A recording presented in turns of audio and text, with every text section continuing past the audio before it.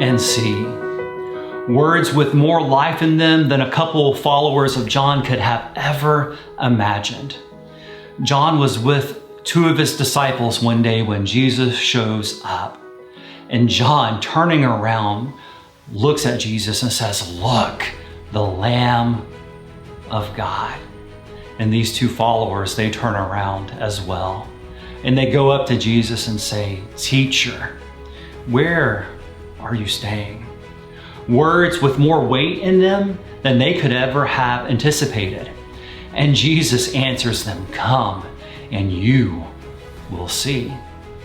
Words with more life in them than these two followers could ever have anticipated. It was a pivotal moment for these two. John was blending back into the background, modeling for us today what all Christian leaders should do. We should blend into the background, pointing people away from us and towards Jesus. In this turning point for these two disciples, asking this question, receiving this answer, they could have never known that a short time later, Jesus would have been at a wedding in Cana, where he would have done the miraculous, where he would have done the impossible, turn water into wine. They couldn't have known that Jesus is the one who takes this plain old water life and breathes new meaning and flavor into it. They couldn't have known that Jesus would walk up to a blind man and give him his sight back again. They couldn't have known that they would be sitting in a house one day when people would begin tearing away the roof of the house, tearing a hole in it, only to lower a paralytic man to the ground, where Jesus would lay a hand on him and say, "Get up." They couldn't have known that Jesus would take a couple of fish and a few loaves of bread, bless it, and thank the Father for it, only to feed over 5,000 people with that same meal.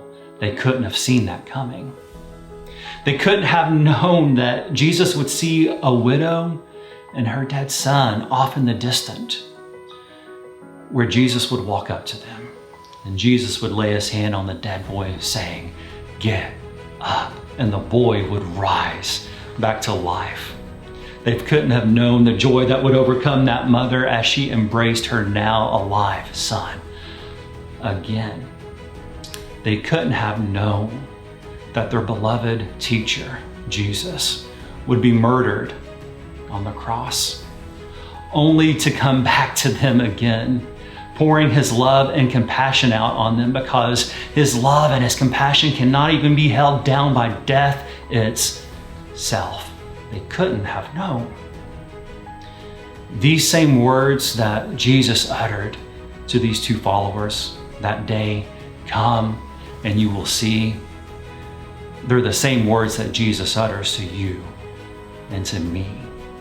Whether you're the student who is studying God because you just love God and you think you have your life all together, or you're the person on the corner who wonders if God even loves you anymore because of the way that you've lived your life, Jesus proclaims these same words over all of us, over you and me.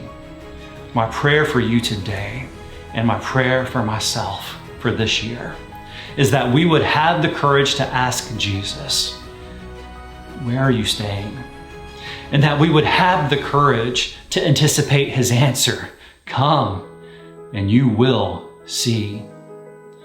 That we would have the courage to step into places of death and lifelessness and hopelessness, to watch Jesus breathe new life into those situations, because that's who Jesus is. May the love that takes death and hopelessness and lifelessness and turns it all upside down breathe new life into you this year. Grace and peace.